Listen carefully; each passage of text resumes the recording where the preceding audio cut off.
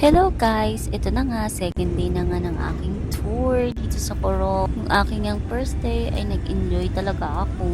Why naman hindi? So, along the way, ni-enjoy ko nga lang ang view habang nagsisenti naman si kuyang driver dito sa kanyang patugtog.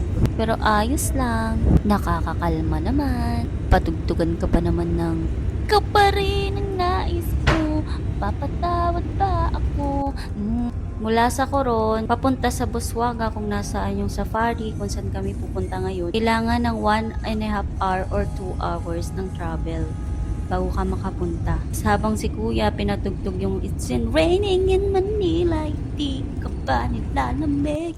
Bigla namang umulan at ito na nga, nakarating na kami dito kung saan magbabayad ng 200 pesos para yun sa environmental fees dito sa Busuanga. Ito na nga, nakarating na kami sa pier kung saan kami sasakay ng bangka papunta sa Lawit Safari. Sobrang saya ko dito talaga, sobrang. Dito medyo mainit-init na. Tapos, wala, dito na kami. Welcome to Calawit Safari Park. Ito nga pala guys yung mga activities namin dito sa Calawit Safari Park. First, magkakaroon muna kami ng meet and greet ng mga giraffe. Tamang pakain kami dito. Dito ko talaga guys, sobrang saya ko. Enjoy na enjoy ko tong part na to. Kita naman sa mukha ko, di ba?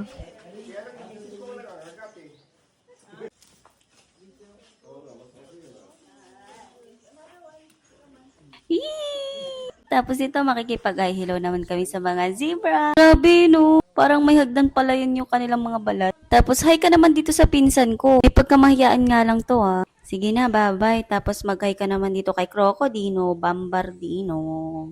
Hello, resting muna sila dyan. Tapos, makikipagkita muna ako dito sa BFF ko. Hi, BFF! Hi naman kayo dito, guys.